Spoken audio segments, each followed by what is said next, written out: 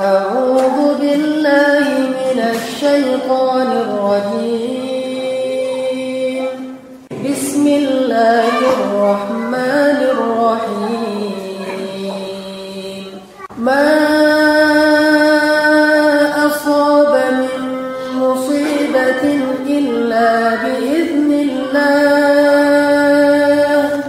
ومن يؤمن بالله يهد قلبه والله بكل شيء عليم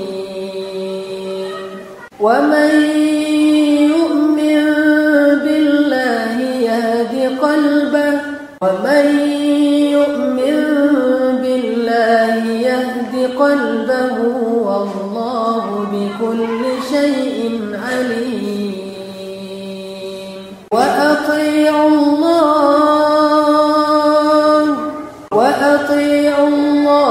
وأطيعوا الرسول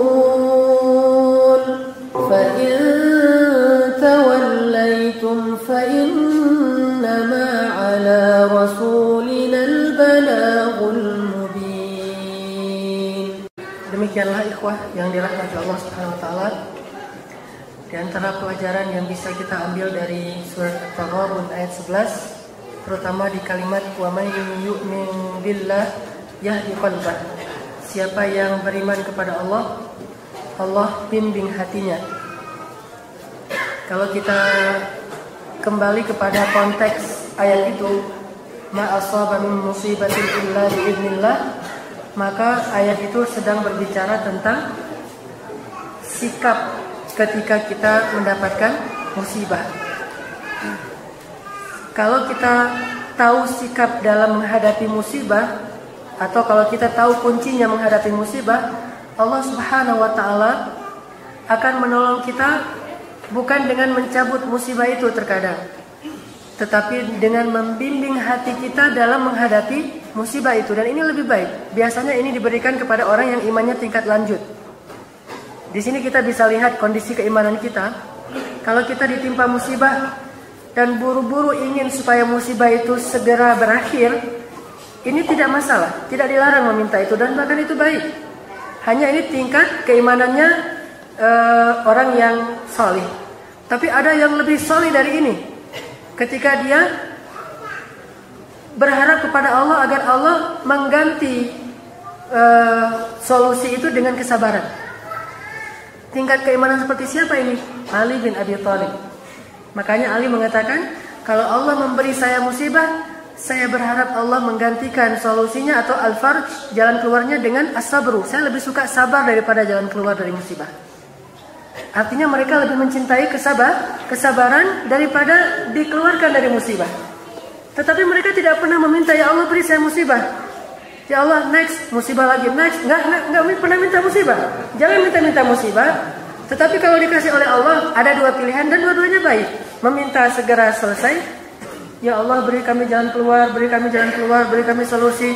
Kayak Rabbana atina min ladunka rahmah wa hayyi' lana min amrina rasyada waj'al lana min kulli dhiqin makhraja wa min kulli hammin faraja wa min kulli usrin yusra. Beri kami dari setiap kesempitan kelapangan, dari setiap kebuntuan jalan keluar, dari setiap rasa khawatir ketenangan. Ini artinya boleh meminta diberikan solusi oleh Allah, dan tidak masalah dengan itu. Jangan bilang saya merasa kayaknya saya rendahan banget. Nggak apa-apa, minta itu nggak apa-apa. Tapi ada kalanya ketika Allah nggak memberikan yang kita minta secara langsung, maka Allah sedang menawarkan kepada kita pilihan kedua yang lebih baik. Berarti Allah nganggap kita gitu. Apa nganggap kita? Allah mengakui kita sebagai orang yang insya Allah lebih saleh dari yang kita tahu. Bahwa Allah memberikan kepada kita sabar. Mau nggak kalau aku berikan kamu kifarat dosa dengan musibah ini? Akhirnya kita jadi, oh ya udah kayak gitu aja, nggak apa-apa gitu. Yang penting dihapuskan dosanya. Ini adalah pilihan. Atau kadang memang bukan pilihan, tetapi ya memang kayak gitu kondisinya. Sehingga kalau kita nggak memilih, rugi kita tuh. Tapi milihnya terpaksa gitu nggak apa-apa ya Ustaz. Nggak apa-apa. Kurhun, tau'an wa kurhan. Sukarela atau terpaksa. Pokoknya pilih aja pilihan Allah dulu, nanti Allah bimbing hati kita. Makanya dalam konteks musibah, kadang Allah memberi kita pertolongan itu bukan dengan mencabut musibah, tapi menolong hati kita. Pasti antum ingat dengan kisah seorang perempuan yang sakit keras. Mungkin kalau di zaman kita itu kanker kali.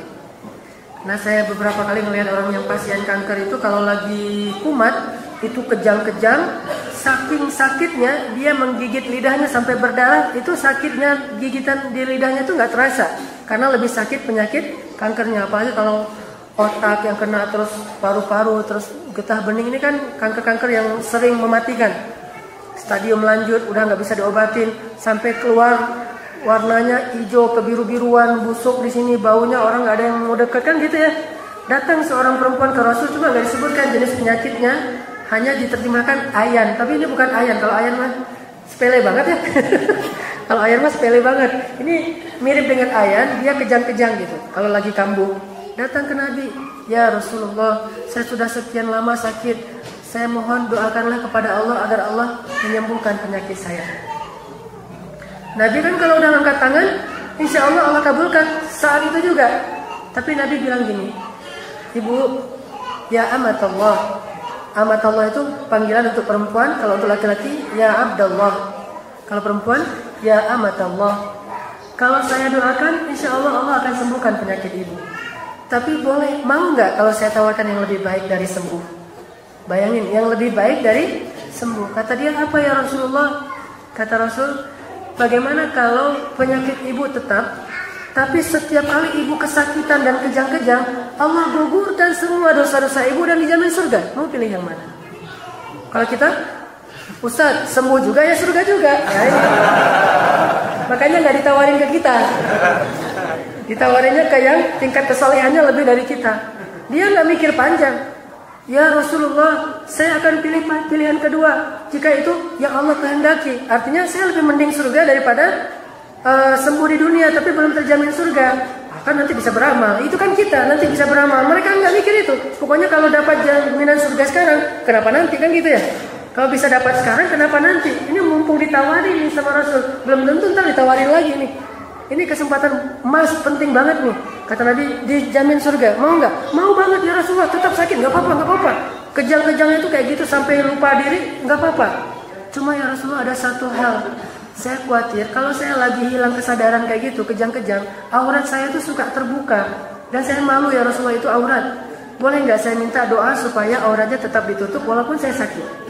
Akhirnya Nabi berdoa, ya Allah, tutupilah aib perempuan ini ketika dia sedang sakit. Akhirnya sejak saat itu dia suka kejang-kejang tapi auratnya tertutup. Dan habis kejang-kejang dia sadar, dia senyum, senang gitu. Alhamdulillah, kejang-kejang gitu ya. Ini saking Allah sudah membimbing hatinya. Orang kalau sudah dibimbing hatinya kayak gitu. Tapi orang yang tidak dibimbing hatinya, halu'a, jazu'a, manu'a, terus ngeluh. Padahal masalahnya sepele. Tapi ngeluhnya itu kayak cuma dia yang paling menderita di muka bumi.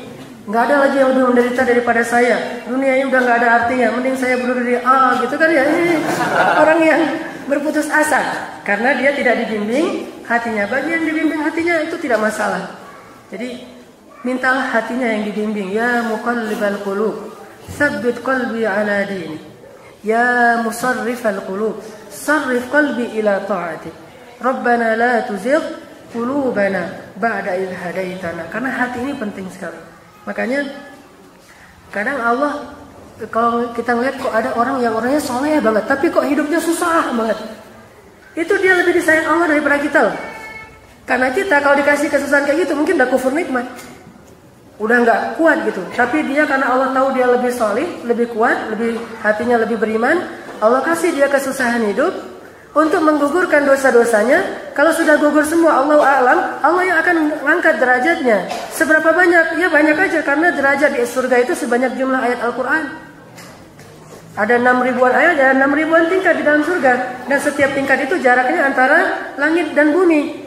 Tinggi, jauh sekali dari satu derajat ke derajat yang lain. Dan bedanya antara satu surga dengan surga yang berikutnya yang lebih indah itu seperti bedanya dunia dengan surga. Kemudian surga dengan surga itu nanti seperti dunia dengan surga, jauh sekali bedanya. Makanya nanti ada hadis yang antum mungkin pernah share juga, seorang yang terakhir kali masuk surga kan, itu kalau kita pakai kaidah bahasa Arab, dhamir ghaib atau dhamir mustatirnya itu merujuk kepada laki-laki. Berarti yang terakhir kali masuk surga itu laki-laki. Kalau kita pakai grammar, nahwu sharaf, Kata Nabi hu itu laki-laki kan ya, yang baca bahasa Arab. Kalau perempuan apa? Ha atau hiya. Kalau laki-laki huwa atau hu. Nah ini menunjukkan ke hu, berarti cowok terakhir masuk surga. Cowok paling terakhir masuk surga. Berarti apa? Cowok paling lama di neraka. Oh paling lama. Ditanya seperti apa dia ya Rasul? Nggak punya kebaikan apa-apa. Dan dia bukan umat Islam, karena umat Islam itu tidak akan masuk yang lain sebelum umat Islam masuk duluan. Dia bukan, insya Allah kita nggak jadi yang inilah. Mudah-mudahan yang pertama dan kalau bisa tanpa hisab. Jangan ragu-ragu bilang amin, amin gitu ya. Mudah-mudahan. Ini yang terakhir kata Nabi, nggak punya kebaikan apa-apa, nggak sholat juga, nggak apa-apa, pokoknya ya sejelek-jelek orang beriman aja. Modal dia cuma satu, dia beriman, itu aja modalnya. Makanya Nabi kan pernah berbisik kepada, saya lupa nama sahabat, siapa yang beriman pasti masuk surga. Kata sahabat, walaupun dia berzina ya Rasulullah, walaupun dia berzina. Walaupun dia berzina ya Rasul, walaupun dia berzina. Ya Rasul, walaupun berzina kata Rasul, pokoknya tetap masuk surga. Ya Rasulullah, bolehkah saya disampaikan berita gembira ini kepada yang lain? Jangan, aku khawatir mereka akan meremehkan amal-amal soleh. Tapi kan harus digabung dengan hadis yang lainnya. Ada orang yang dibakar dulu di neraka berapa lamanya tergantung dosanya. Cuma pasti masuk surga, pasti. Insya Allah pasti masuk. Itu hak dia dari Allah SWT. Allah menjanjikan. Cuma masalahnya mampirnya ini nih yang jadi masalah. Berapa lama? Ini ada yang paling terakhir masuk surga. Enggak akan masuk surga kecuali dia, enggak akan ada lagi yang masuk surga setelah dia. Ini yang belakangan. Antrian paling belakang. Ibaratnya kalau ngeliat di belakang udah nggak ada orang. Ini paling belakang nih. Pas dia udah hangus-hangusan berapa ribu tahun di neraka, dosanya banyak banget. Pas mau masuk surga, dia ngelihat surga itu udah banyak penghuninya. Dia tanya, ya Allah, udah pada punya penghuni, terus gimana dengan saya? Akhirnya kata Allah, mandilah kamu di telaga ini. Disuruh mandi di telaga Al-Kautsar. Pas dia udah mandi, tadi kan bekas namanya orang habis dibakar kan, gimana gitu kan ya. Nah mandi di telaga Kautsar, pas keluar dari telaga Kautsar itu tubuhnya jadi bersih. Kemudian dia berwudu di telaga Kautsar yang kedua. Ketika dia usapkan rambutnya, sejak saat itu rambutnya nggak kusut lagi selama-lamanya. Nggak kusut lagi, pokoknya udah kayak pakai gel apa gitu, barbarat. Nggak kusut lagi. Saking rapinya rambut dia. Dan jadi ganteng gitu. Gantengnya seperti apa? Kata Nabi, tingginya setinggi Adam. Berapa tinggi Adam? 80 hasta. Ini satu hasta. Setengah meter, berarti 40 meter. Pada ngelihat ini berapa meter Pak Iman? Cuma 11 meter, 4 kali ini. Jangan bilang raksasa, kitanya yang hobbit. Karena kata Nabi, Allah menciptakan Adam ala suratih, dengan fisik yang sempurna, ideal. Itu fisik yang ideal tuh kayak gitu tuh. Jadi jangan gaya-gaya 2 meter pemain basket. 2 meter mah cuma di mata kakinya. Penghuni surga nggak ada apa-apanya. Penghuni surga 80 hasta, terus wajahnya seperti Yusuf, suaranya seperti Daud. Gimana suara Daud? Suara Daud itu ada 70 macam. Sekali dia bersuara, suara yang kali ini lebih indah dari yang sebelumnya. Ganti lagi lebih indah dari yang sebelumnya. Dan terus sampai seluruh makhluk Allah itu akan bertasbih bersama Daud.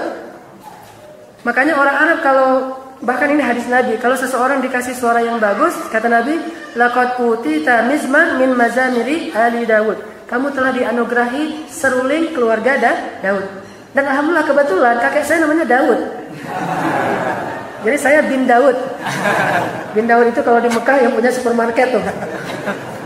Karena kakek saya Daud. Kakek dari ibu saya Sulaiman, kan pas banget tuh. Daud Sulaiman. Jadi keturunan Daud lah. Artinya suaranya seperti Daud, wajahnya seperti Yusuf. Tahu gimana gantengnya Yusuf? Ganteng yang buat cewek kalau ngelihat terus dia motong jarinya nggak kerasa. Ada nggak orang kayak gitu? Nggak ada. Seganteng-gantengnya siapa? Nggak usah disebutkan namanya, entah jadi dibully ya, kasihannya. Seganteng-gantengnya cowok alatif gitu ya, kan ini rata-rata ganteng-ganteng nih. Seganteng-gantengnya cowok alatif, kayaknya kalau ada nyamuk aja itu terasa tuh. Berarti gantengnya ya sebatas itulah. Nah, jadi ada nyamuk lagi gigit pipi cewek di belakang, terus ngelihat cowok yang lewat, ada nyamuk aja. Jadi nggak ngelihat lagi. Berarti lebih penting nyamuk daripada wajah kita. Coba bayangin. Saking nggak kerennya kita tuh. Lebih kerennya nyamuk. Kalau Yusuf saking gantengnya, memang gantengnya mukjizat. Memang Nabi Muhammad itu ganteng. Semua nabi itu ganteng. Nggak ada nabi yang jelek ya. By the way, nggak ada nabi yang jelek. Karena nabi itu kan duta Allah.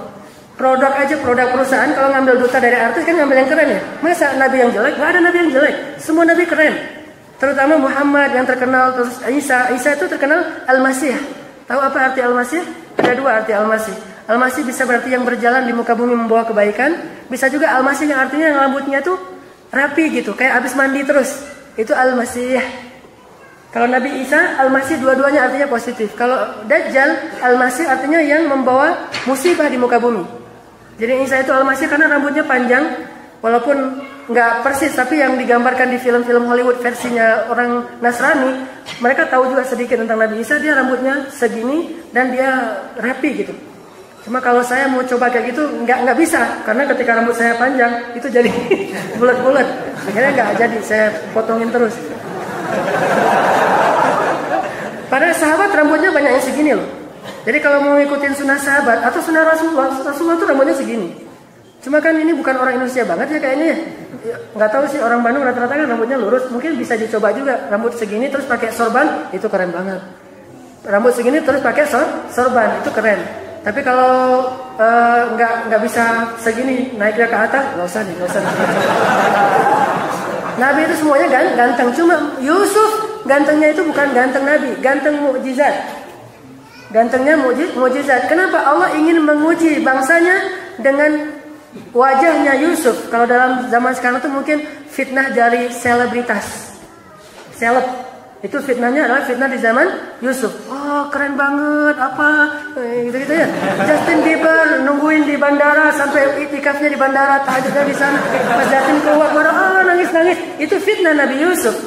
Tapi kalau digores dikit kesakitan, berarti Justin Bieber nggak seperti Yusuf. Yusuf itu orang ngambil pisau buah terus ngiris, dan nggak satu. Kalau satu mungkin subjektif ya. Ini semuanya berarti gantengnya itu objektif. Semua yang hadir di situ kecuali Zulaikha ya. Kecuali Zulaikha, yang lain semuanya ngambil ini kasih buah gitu. Terus pas keluar Yusuf. Pas keluar Yusuf dengan penampilannya yang nggak keluar dengan apa catwalk apa segala macam, nggak, biasa aja. Jadi bukan kayak para model. Keluarnya tuh dengan wibawa, dengan kerennya. Yusuf itu ganteng dan badannya bagus. Pas keluar semuanya, kalau bahasa kita, wow gitu. Ini bukan manusia kata mereka, ini malaikat. Gantengnya ganteng malaikat, nggak ada. Ini gantengnya malaikat sampai ini yang terakhir masuk surga nih. Kayak gini. Terus akhlaknya, kekuatannya seperti Sulaiman dan Musa. Tahu kekuatan Musa? Musa itu nggak sengaja giniin orang mati. Sekuat-kuatnya komandante, kalau giniin orang nggak mati lah. Kecuali benar-benar serius, kalau komandante serius mungkin mati ya. Tapi kalau mau sekedar gini doang nggak mati, karena kekuatan kita standar lah. Kalau kekuatan Musa itu nggak sengaja diginiin, lo gangguin orang Bani Israel, mati tuh. Oh mati ternyata. Akhirnya saking kuatnya Musa. Terus malaikat turun. Malaikat kan kalau turun ke Nabi itu dengan wajah manusia ya. Tiba-tiba ada di rumah Musa, pukulin, matanya buta. Malaikat naik ke Allah, ya Allah mata saya buta, kenapa? Ditonjok sama Musa. Allah sembuhkan. Kemudian turun lagi, ya Musa, saya malaikat. Tak kirain pencurimu. Kasih sekali lagi. Musa kuat, terkenal luar biasa Musa ini. Makanya pas dia dalam keadaan lapar banget, terus juga perjalanan jauh kan dari Mesir ke Madian itu Yordania, dari Mesir ke Yordania, sampai di sana udah lapar banget ngelihat perempuan yang ngasih minuman itu ya. Dia ngangkat timbanya untuk ngasih minuman ternak itu bukan timba di sumur-sumur kita. Timbanya itu timba onta, tahu timba onta? Jadi ukurannya itu diameternya itu sekitar 1 meter. Jadi timbanya itu gede. Dan sumurnya itu bukan pakai tali, dia harus turun ke bawah terus membawa timba ke atas. Dan itu bukan 1 ekor unta, ratusan. Kekuatan Musa. Makanya kata calon istrinya, ayah, pekerjakan dia di rumah kita. Kan sebaik-baik pekerja itu yang qawiyun amin, yang paling kuat dan yang paling amanah. Musa, kekuatannya kekuatan Musa, akhlaknya seperti Rasulullah SAW. Nggak ada akhlak yang lebih dahsyat dari Rasulullah, karena nggak sempat kita bahas. Masuk dia ke surga, wah saya jadi keren gini. Akhirnya di pintu surga dia bilang, ya Allah udah penuh surga. Kata Allah, apakah engkau apa yang engkau inginkan ya hambaku? Ya Allah, surga udah penuh. Berikan kepada saya apa yang saya bisa dapat. Kata Allah, maukah engkau aku berikan tinggal di pelataran surga? Boleh ya Allah, pelataran surga di situ aja tuh, dekat pohon itu ya Allah. Kata Allah, apakah kamu akan meminta yang lain setelah ini? Tidak ya Allah, itu udah cukup. Akhirnya dia diizinkan masuk, tinggal di bawah sebuah pohon yang indah. Pohonnya itu yang setiap daunnya itu warnanya berbeda. Jumlah warnanya sebanyak jumlah daunnya. Tapi kan warna cuma ada segitu, Ustaz, gradasi warna. Maksudnya enggak ada gradasi warna di surga. Semuanya beda-beda warnanya, kita aja yang baru tahu sedikit. Kan dunia dengan surga beda jauh. Kita tahunya cuma segitu, terus kalau mau buat warna baru digradasiin ya. Kalau itu enggak ada, itu warnanya benar-benar berbeda sebanyak daunnya.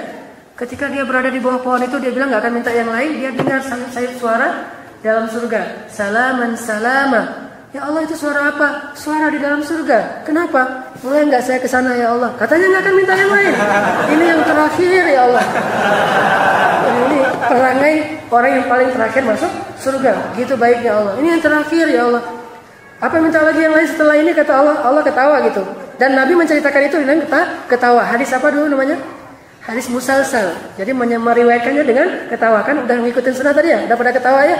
Nah, saya belum ketawa. Akhirnya Allah ketawa, dikasih masuk lagi. Akhirnya masuk ke dalam surga yang pertama. Dia lihat surga yang lebih indah. Ya Allah, itu punya siapa? Emangnya kenapa mau? Ya Allah, boleh nggak saya dapat surga itu? Katanya nggak akan minta yang lain. Ini yang terakhir ya Allah. Allah ketawa lagi. Naik sampai akhirnya dia bilang, cukup ya Allah, cukup. Akhirnya surganya sebesar bumi. Surganya sebesar bumi, yang tadi cuma di pelataran, terus masuk ke dalam dikit halaman, terus akhirnya dia dapat kerajaan sebesar bumi. Satu bumi dia rajanya. Dikasih kerajaan sekecil Dubai aja, itu udah senangnya minta ampun. Dubai. Wa ma adraka ma Dubai.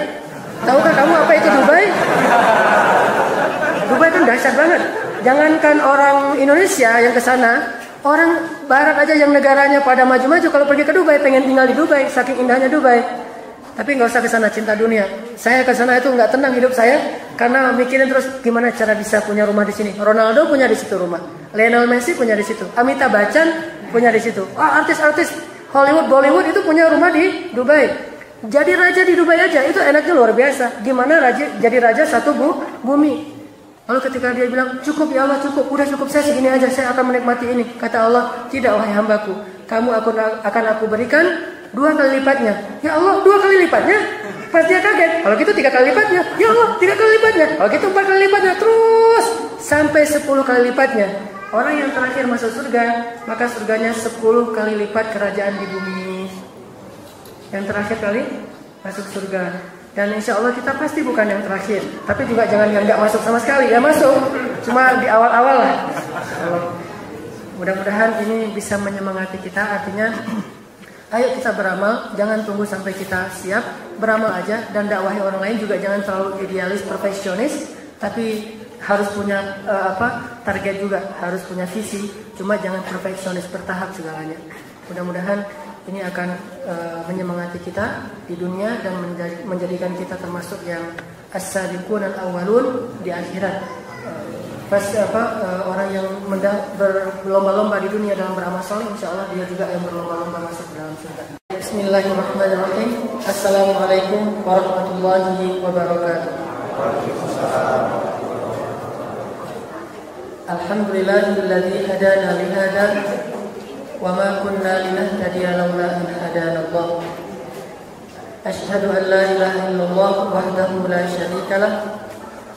وأشهد أن محمدا عبده ورسوله لا نبي بعده. اللهم صل وسلم وبارك على سيدنا محمد كما ذكره الذاكرون الأخيار. وصل وسلم وبارك على سيدنا محمد ما اختلف الليل والنهار. وصل وسلم وبارك على سيدنا محمد وعلى المهاجرين والأنصار. إخوتي في الله, marilah kita awali halaqah kita pada malam ini dengan membaca satu ayat yang insya Allah nanti akan kita tadabbur, akan kita renungkan. Ayatnya ada di surat At-Taghabun, surat 64. surat At-Taghabun, surat 64 ayat 11. Al-Quran surat At-Taghabun, surat 64 ayat 11.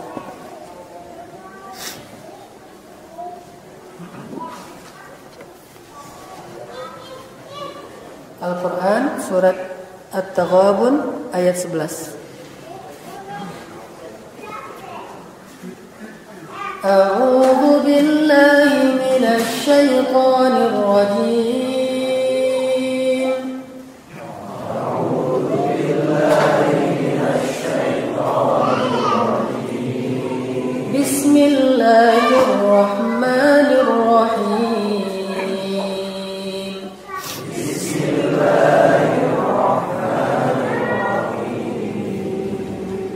Ma asaba min musibatin illa biiznillah.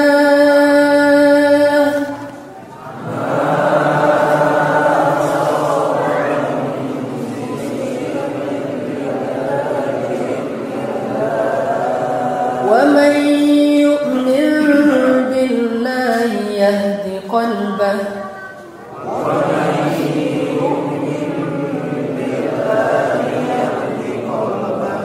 Wallahu bikulli syai'in alim. Wallahu bikulli syai'in alim. Wa man yu'min billahi yahdi qalbah.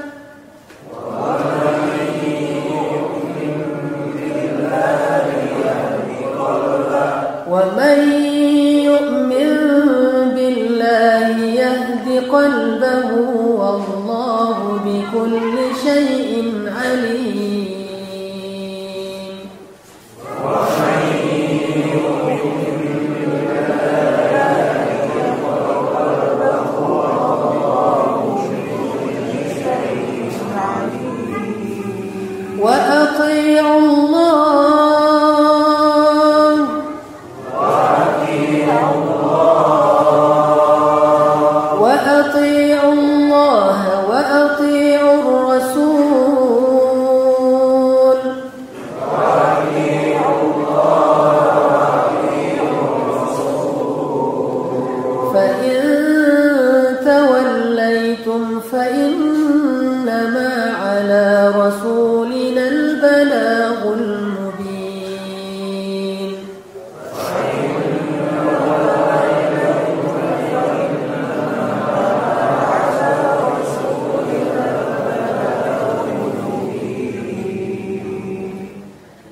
tidaklah suatu musibah menimpa seseorang kecuali dengan seizin Allah.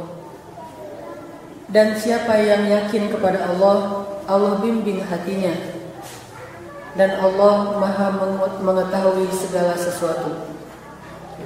Dan taatlah kepada Allah dan taatlah kalian kepada Rasul. Maka jika kalian berpaling, sesungguhnya kewajiban utusan kami hanyalah menyampaikan dengan sejelas-jelasnya. Shadaqallahul adzim. Ikhwati fillah, ada kalimat yang baik untuk kita jadikan sebagai nasihat dan motivasi di dalam ayat 11 surat At-Taghabun. Maaf, semuanya baik, hanya ada satu kalimat yang kalau kita jadikan sebagai motivasi hidup kita atau nasihat untuk orang yang sedang berduka, ini bagus sekali, yaitu kalimat wa may yu'min billah yahdi qalbah. Cuma di Quran terjemah agak keliru terjemahannya. Di situ diterjemahkan siapa yang beriman kepada Allah, Allah berikan petunjuk kepada hatinya, gitu ya. Ini kalau terjemahan yang keliru sebetulnya, nggak kayak gitu terjemahannya. Tapi siapa yang beriman kepada Allah, Allah bimbing hatinya. Itu terjemahan yang lebih tepat. Beda antara Allah beri petunjuk ke dalam hatinya dengan Allah bimbing hatinya, itu beda. Secara grammar beda, secara pemahaman juga beda. Artinya ini orang-orang yang beriman. Maka Allah akan membimbing hati mereka, bukan memberi petunjuk, karena iman itu petunjuk. Kalau siapa yang beriman Allah beri petunjuk kepada hatinya, berarti yang jadi objek di situ apa? Petunjuk. Sedangkan siapa yang beriman Allah bimbing hatinya, yang jadi objeknya hati. Jadi maksud dari ayat ini adalah kalau kita yakin kepada Allah, Allah akan mengarahkan hati kita kepada hal-hal yang baik. Kenapa yang disebut hati? Kenapa enggak pikiran? Kenapa tidak hawa nafsu? Kenapa tidak tangan, kaki, dan seluruh anggota tubuh yang lain? Atau kenapa tidak wajah yang di dalam bahasa surat Luqman, wa may yuslim wajhahu, siapa yang menyerahkan wajahnya, artinya seutuh dirinya. Kenapa Allah tidak menyebutkan wajah yang mewakili totalitas diri seseorang? Kenapa tidak menyebutkan akal yang Allah juga sering menyebutkan ulul albab, ulul nuha, rasikhuna fil ilm, dan seterusnya? Kenapa hati? Karena kata para ulama-ulama yang ahli nasihat seperti Ibnul Jauzi, Ibnul Qayyim, dan yang lain-lainnya, hati manusia itu adalah raja di dalam tubuhnya. Hati manusia adalah raja di dalam tubuh kita. Apa yang diperintahkan oleh hati akan diikuti oleh seluruh tubuhnya. Walaupun kadang-kadang sesuatu yang sulit sekalipun, tapi akan diupayakan kalau hati menginginkan. Dan raja ini punya mahkota. Kalau dia memakai mahkota itu, maka dia akan didengar kepada kebaikan. Tapi kalau dia menanggalkan mahkota itu, maka seluruhnya akan rusak. Walaupun dia seorang raja, sama. Seorang raja tapi tidak memakai mahkota tidak akan didengar. Tapi ketika raja itu memakai mahkota, artinya dia resmi sebagai seorang raja, king, maka dia akan didengar. Kira-kira mahkotanya hati itu apa? Mahkotanya hati, kata para ulama, adalah sifat malu. Hati itu raja, mahkotanya adalah sifat malu. Kalau dia telah menanggalkan sifat malunya, maka dia akan melakukan apapun yang tercela dan tidak ada lagi rasa tidak enak. Makanya muncul hadis dari Nabi, fa illam tastahi fa'mal ma syi'ta. Kalau kamu tidak malu, maka kamu akan melakukan apapun yang kamu inginkan. Karena tidak lagi dibimbing oleh hati yang baik, tidak lagi diarahkan oleh hati yang salim, karena hatinya sudah tidak didengar lagi oleh anggota tubuh yang lain. Terus siapa yang berkuasa? Sang pemberontak. Siapa pemberontak dalam tubuh kita? Asyahwah, syahwat, hawa nafsu. Dialah pemberontak yang selalu menunggu-nunggu gimana caranya menanggalkan mahkota di atas kepala raja sehingga dia bisa melakukan kekacauan di dalam tubuh kita. Dan pemberontak ini punya sekutu. Sekutunya adalah syayatin, setan-setan, minal jinnati wan nas, dari jin ataupun dari manusia. Sedangkan raja tadi ketika dia pakai mahkota, dia juga punya penolong. Penolongnya adalah Allah, penolongnya adalah para malaikat, penolongnya adalah orang-orang soleh dari kalangan kaum muslimin. Makanya ketika istri-istri Nabi menyusahkan Rasulullah SAW, Allah berfirman di dalam surat At-Tahrim, kata Allah, kalau kalian menyulitkan dia, maka Allah yang akan jadi penolongnya. Kemudian orang-orang salih dari kaum muslimin, Jibril, kemudian orang-orang salih, kemudian para malaikat, semuanya akan jadi penolong Rasulullah SAW. Jadi kita harus faham bahwa yang paling berkuasa dalam tubuh kita itu adalah hati, bukan hawa nafsu. Walaupun kalau sampai hati ini berhasil dilengsarkan, maka akhirnya hawa nafsu juga yang berkuasa. Untuk itulah Islam mengenal istilah ta'liful qulub, membujuk hati. Islam tidak mau memaksa orang untuk masuk agama Islam. Tidak boleh kita maksa orang untuk beriman kepada Allah, itu nggak boleh. Tapi kalau memaksa orang untuk tunduk kepada syariat Islam, itu boleh kalau sudah ada negara Islam, itu bisa. Misalnya Nabi mengirim surat kepada negara-negara yang ada di Mesir, di Afrika, Ethiopia, yang ada di Romawi, Persia, Yaman. Irak. Apa surat Nabi? Aslim taslam. Nah, kadang-kadang kita menerjemahkannya hanya dengan satu sisi, padahal surat ini bisa bermakna dua. Dan orang Arab pasti ngerti itu karena memang bahasa mereka. Aslim taslam itu ada dua artinya. Pertama, masuklah Islam, maka kamu selamat. Selamat dari apa? Dari api neraka. Masuklah Islam, aslim, maka kamu selamat. Selamat dari azab Allah, api neraka, kehancuran. Arti yang kedua, aslim taslam, tunduklah kepada hukum Islam, maka kamu akan selamat dari senjata kami. Jadi tidak harus masuk Islam. Kalau dia tidak ada kerelaan dari hatinya, tidak masalah kalau tidak masuk Islam. Tapi aslim dalam makna yang kedua, tunduklah kepada hukum kami, hukum Islam yang adil, hukum Islam yang paling baik, hukum Islam yang cukup menghargai penganut agama lain, yaitu dengan cara simbolnya membayar jizyah. Simbolnya membayar jizyah. Kemudian nanti kalian akan ikut aturan-aturan Islam yang tidak akan membuat kalian harus masuk kepada Islam. Tidak harus sholat, tidak harus puasa, tetapi aturan-aturan yang sifatnya hablum minan nas harus tunduk kepada aturan Islam. Kalau enggak, maka berarti kalian akan kami perangi atas dasar menyebarkan kezaliman di muka bumi kalian. Sehingga kami akan menghapuskan kezaliman itu. Tapi tidak harus masuk Islam. Makanya ketika Islam datang ke negeri-negeri kufar, kecuali Makkah, karena Makkah ini negeri Islam aslinya, lalu dibebaskan. Ketika Islam datang katakanlah ke Palestina, negeri tiga agama, Yahudi, Nasrani, dan Islam. Ketika Islam sampai ke Palestina, Umar bin Khattab dengan pemahamannya yang baik dan bijak itu tidak menghancurkan sinagog satupun, tidak menghancurkan gereja. Bahkan salah satu situs sakralnya orang Yahudi dijaga oleh Umar, yang kemudian sekarang menjadi Qubbatus Sakhra, masjid dengan kubah berwarna kuning yang menjadi ikon dari Masjidil Aqsa. Karena Masjidil Aqsa seperti yang kita ketahui kan satu komplek, bukan hanya yang kubah hijau, tetapi satu komplek.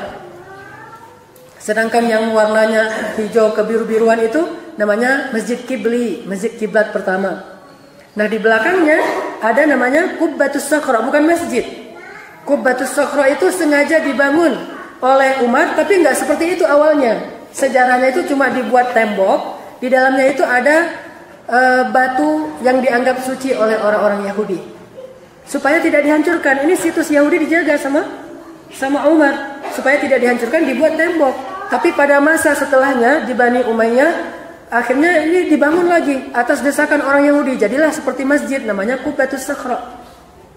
Artinya Islam ketika masuk tidak menghancurkan situs orang lain, baik situs sejarah, situs agama, jangankan situs budaya dan tradisi, agama aja nggak dihancurin, apalagi sekedar budaya dan tradisi.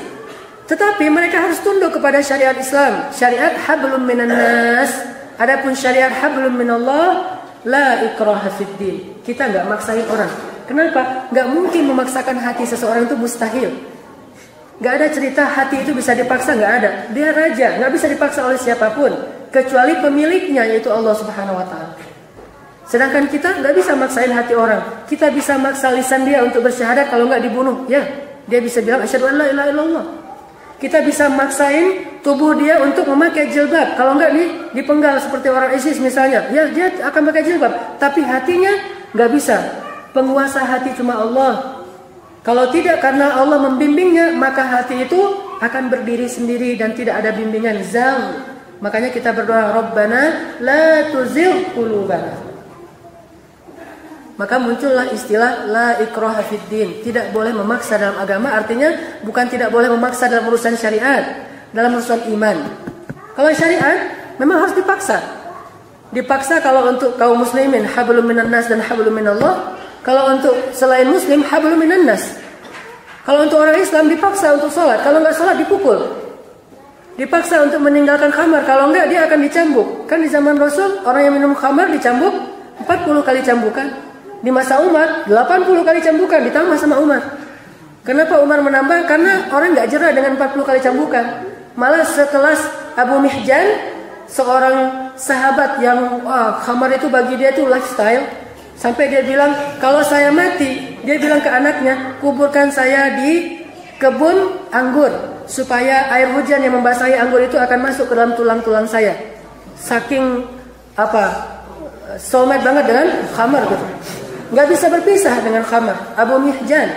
Makanya ketika dia dicambuk karena minum khamar, dia ketawa. Cambuk ketawa.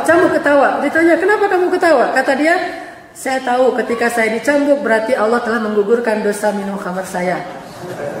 Jadi nggak kapok. Benar sebetulnya dia beriman, bagus tuh orangnya. Cuma yang masalahnya nggak kapok aja nih. Sehingga Umar berijtihad, bagaimana kalau kita tambah menjadi 2 kali lipat.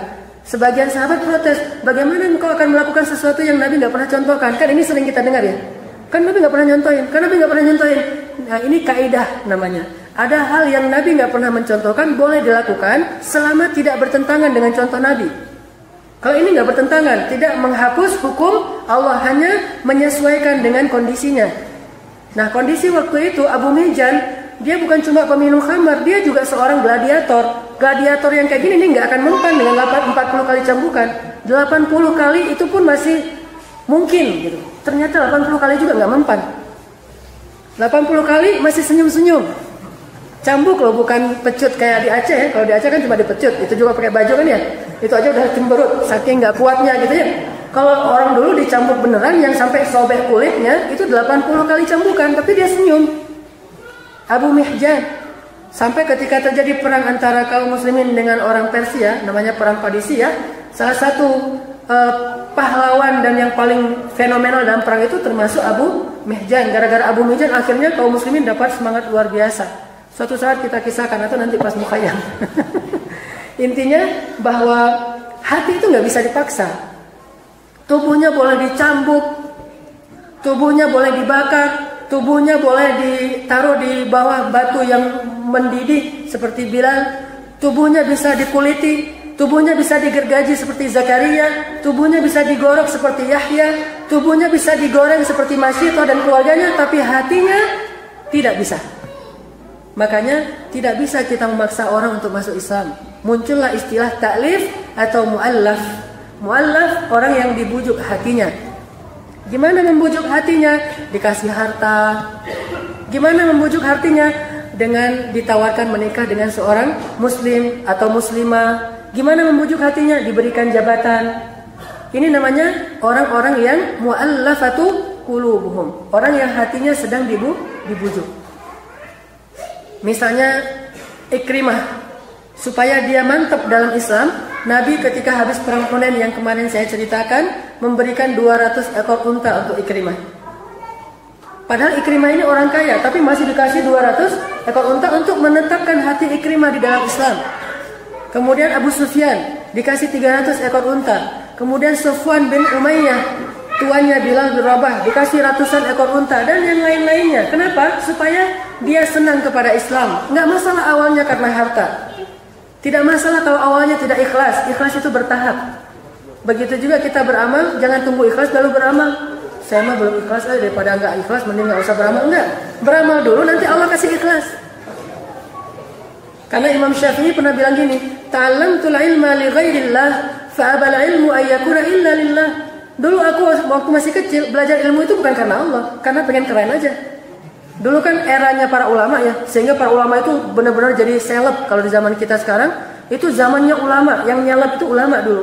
Tapi bukan da'i, beda ulama dengan da'i. Da'i itu orasi, sedangkan ulama benar-benar dengan keilmuannya. Siapa yang bisa hafal ribuan hadis jadi seleb. Siapa yang menghafal kitab-kitab tertentu jadi terkenal. Sehingga Asy-Syafi'i yang kecil, yang datangnya dari Gaza ke Madinah, belajar ilmu bukan karena Allah, tapi karena sensasinya. Keren juga anak kecil bisa hafal Al-Muwatta-nya Imam Malik. Datang ke Imam Malik, saya sudah hafal, kata Asy-Syafi'i.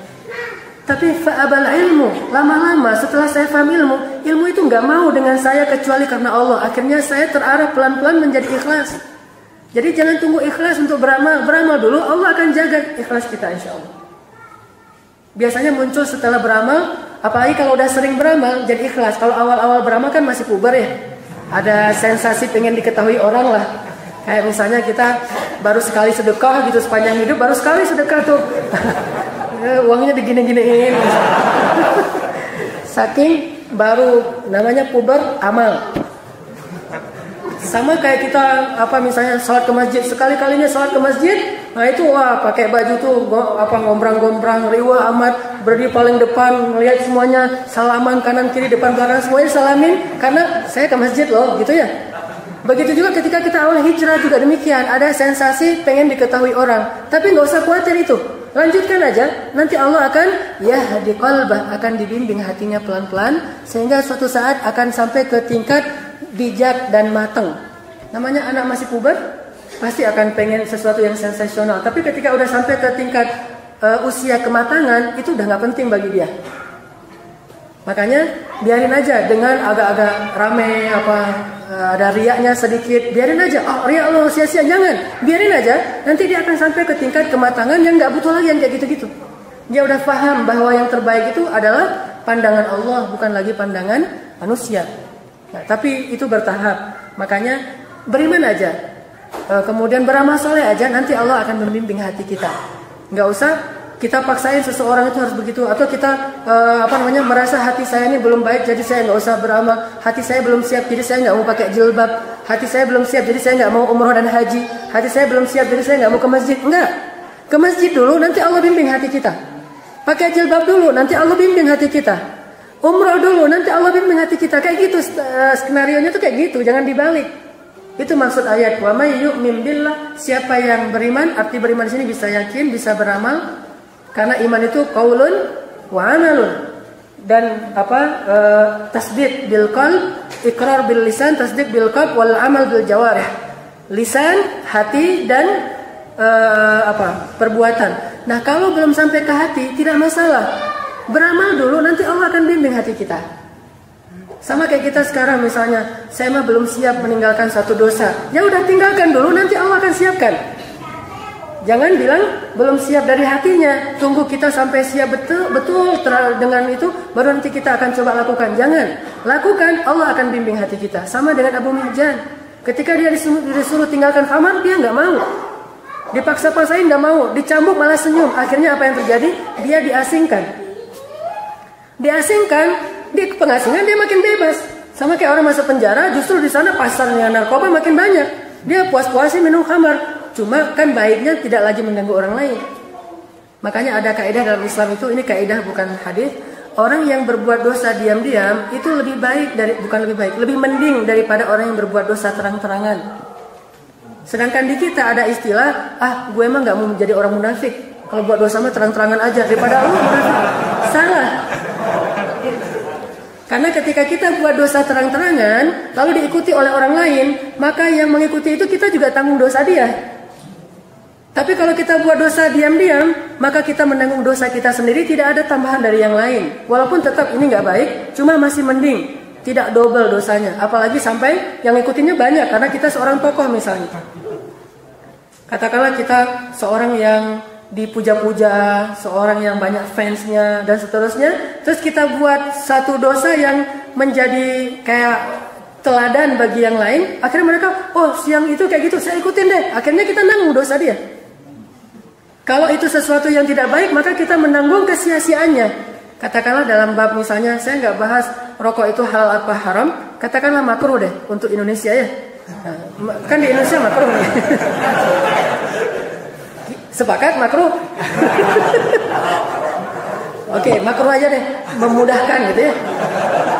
Makruh itu kan sesuatu yang kalau banyak jadi haram. Arti banyak di sini kalau sebungkus jadi haram. Kalau sebatang makruh lah. Kalau sehari sebatang makruh, kalau sehari sebungkus haram. Nah, ketika yang sebatang ini ditiru oleh orang lain, maka kita menanggung makruh yang double. Makruh yang double itu minimal dosanya adalah dosa perbuatan sia-sia. Maka lebih baik orang yang ngumpet di WC ngerokok daripada ngerokok di depan umum. Ini bukan soal mengganggu orang lain, tetapi soal memberi contoh yang tidak baik, dan itu ditiru. Sama kayak pakaian, ibu-ibu misalnya nih pakai jilbab yang ala-ala jilbub, maaf ya, istilahnya jilbub misalnya, ketat banget, terus ibu-ibunya cantik. Kemudian pakai pakaian jilbub, kalau bahasa Nabi mah kasiyat ariyat, perempuan yang tidak akan mencium harumnya surga kan, kasiyat ariyat, versi modernnya jilbub. Dia menutup tapi kayak nggak pakai apa-apa saking ketatnya. Namanya kasihan Ariyat atau jilbab. Pakai jilbab. Nah kebetulan orangnya cantik lagi tuh. Banyak temen, gaul. Dicontohin lah sama teman-temannya. Yang tadi jilbabnya udah bagus, udah mulai agak syar'i. Agak syar'i ya. Kalau udah syar'i insya Allah nggak akan berubah lagi. Ini masih agak-agak gitu ya. Ngelihat, oh ini keren juga nih. Ibu itu cantik kalau pakai yang gaya-gaya gitu. Apa, diputar-putar di atas. Ketika ditiru oleh yang lain, maka si ibu yang tadi yang jilbab akan menanggung dosa semua yang menirunya. Itu berlaku. Kaidahnya apa? Siapa yang menunjukkan jalan kebaikan, dia dapat pahala yang melakukannya. Siapa yang menunjukkan jalan keburukan, dia menanggung dosa dari yang menirunya. Maka tetap aja berlaku kaidah berbuat dosa diam-diam masih lebih mending. Saya nggak bilang baik, lebih mending daripada yang berbuat dosa secara terang-terangan. Ini bukan soal munafik. Munafik, dua-duanya munafik. Sama aja kan. Cuma munafikun itu kan darajat. Lahum darajatun. Mereka bertingkat-tingkat. Ada munafik banget, ada munafik, ada yang ya munafik lah gitu. Sama kayak muslim, ada yang mukmin, ada yang mukmin gitu ya. Wah, ini mukmin keren banget. Nah, ada kan bertingkat-tingkat sama dengan munafikun juga. Mereka bertingkat-tingkat. Minimal ya jangan jadi orang munafik lah gitu. Kalaupun ada dosa yang kita belum bisa tinggalkan, maka sembunyikanlah itu karena Allah saja Maha menutup aib. Kenapa kita dengan bahasa takut jadi orang munafik lantas membuka aib?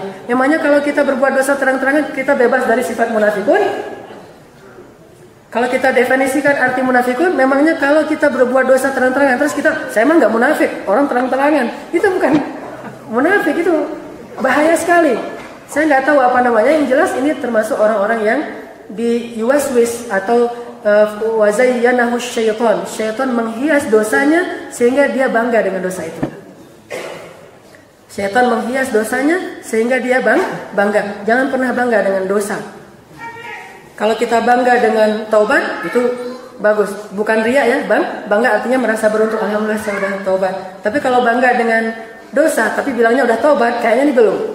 Karena sifat dasar dari taubat itu kata ulama at-taubah hiyan nadam, wan nadamu huwa taubah. Taubat itu nyesel, nyesel itu taubat. Jadi kalau belum nyesel berarti belum taubat. Walaupun dia bilang astagfirullah, astagfirullah, astagfirullah.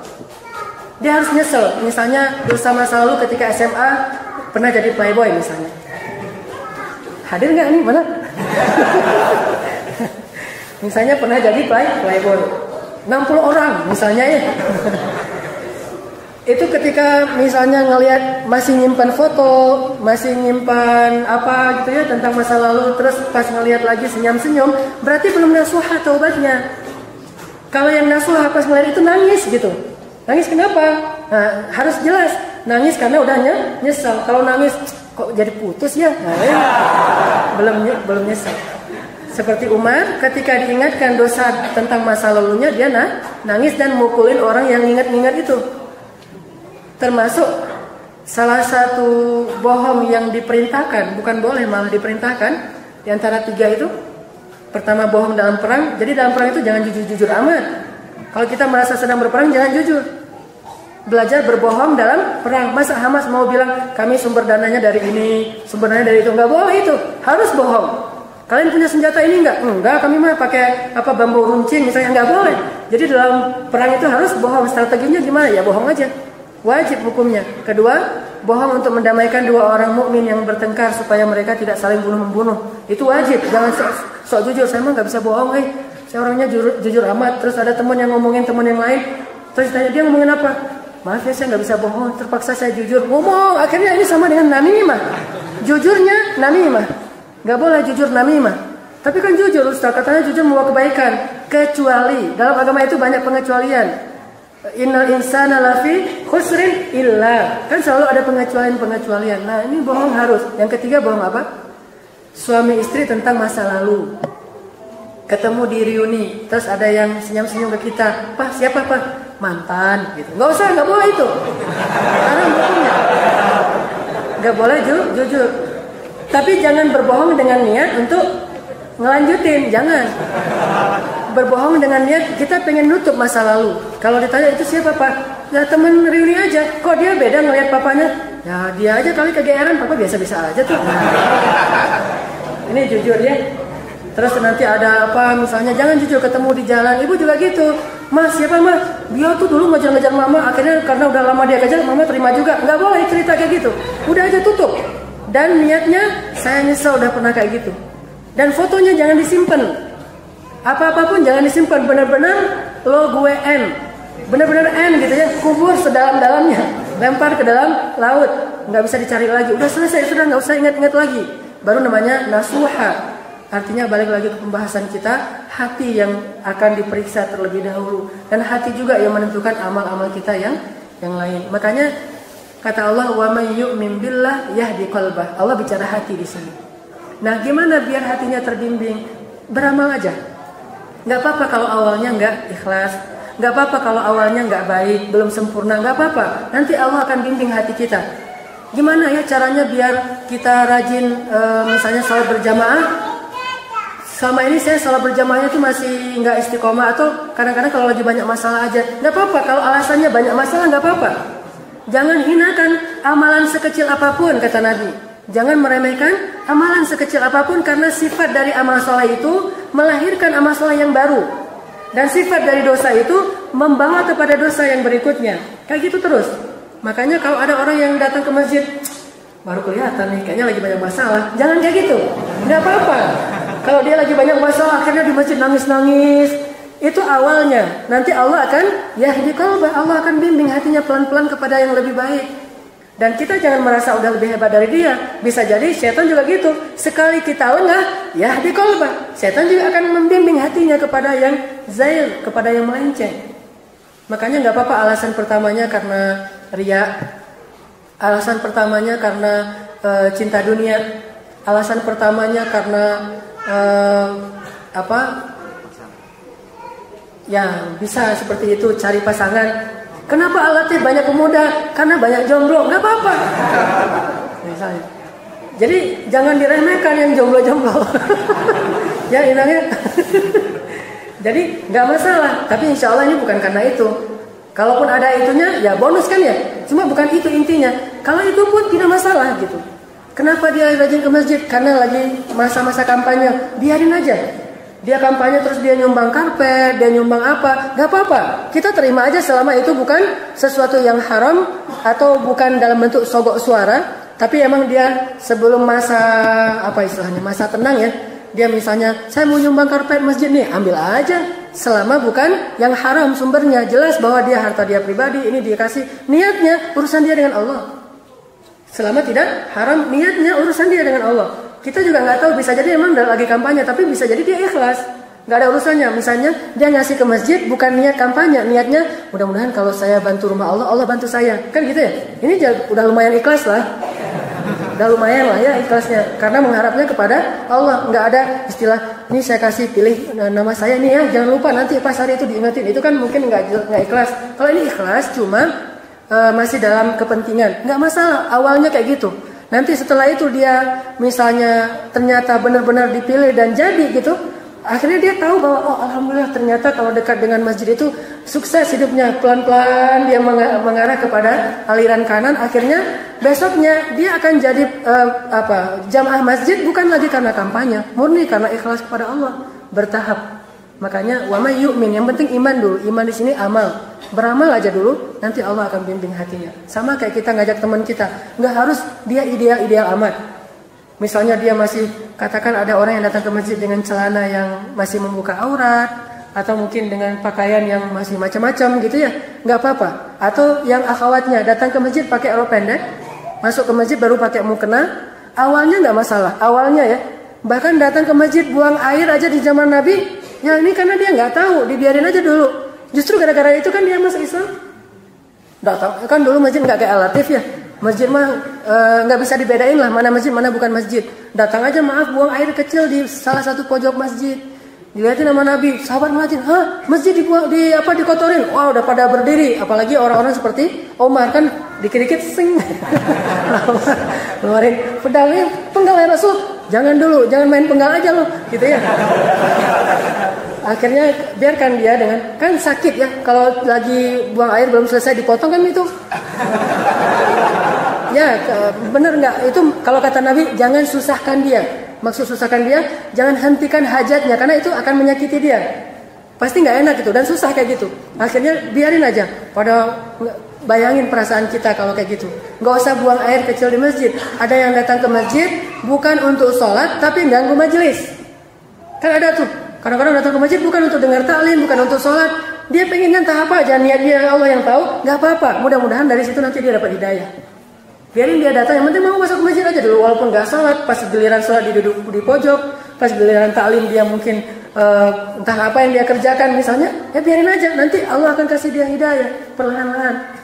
Makanya akhirnya dibiarin, udah selesai buang hajat. Rasulullah nggak nyuruh, bersihin lo, enggak. Kata Rasulullah, siapa yang mau membersihkan? Karena mereka meyakini bahwa membersihkan masjid itu pahalanya gede, lomba-lomba kan, membersihin dan mudah dibersihkan karena itu cuma tanah, tinggal dikasih tanah lagi, udah tertutup. Udah gitu, orangnya dipanggil sama Rasul, sini. Dari mana gitu? Kenalan dulu. Dari namanya orang Badui kan, kalau sekarang primitif, orang pedalaman. Saya dari suku ini, orang Badui. Oh gitu. Ini rumah Allah, masjid. Kita mensucikan tempat ini dan kamu tidak boleh buang hajat di sini. Oh maaf saya nggak tahu. Ya udah nggak apa-apa kalau kamu nggak tahu. Terus ngobrol sama Nabi asik. Para sahabat gini aja, pada cemberut semuanya. Yang lihat nih kok serem-serem gini wajahnya, kecuali Nabi yang wajahnya enak gitu. Yang lain serem-serem semua. Akhirnya setelah di bahasa tabligh mah ditashkil sama Nabi terus ditashkil. Setelah lama ditashkil, akhirnya dia masuk Islam. Setelah masuk Islam dia bilang apa? Ya Allah, rahmatilah saya dan Muhammad, yang lain jangan.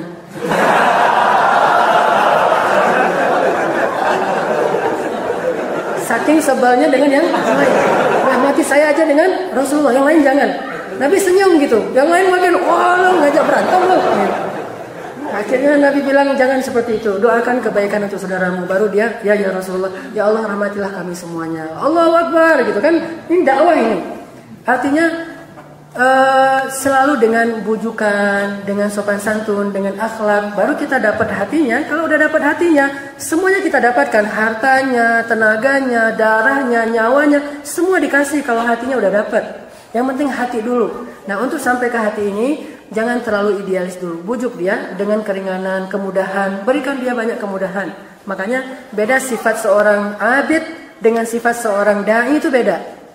Kalau mengakar dalam diri kita sifat seorang abid itu biasanya idealis. Dan itu nggak salah untuk dirinya, tapi nggak bisa untuk orang lain. Sedangkan sifat seorang da'i itu muyassir. Dia sangat toleran, memudahkan orang lain. Dan ini sifat dasarnya Umar bin Khattab. Kalau antum baca tentang kisah Umar, di akhir-akhir masa ketika Umar jadi khalifah, dia makin bijak. Umar itu sangat syadid, sangat keras terhadap dirinya, tapi sangat tasamuh, sangat toleran kepada orang lain. Ke orang lain itu toleran banget. Kepada dirinya itu nggak ada tolerannya. Dirinya dan keluarganya. Makanya kalau dia sama keluarganya itu ketat banget.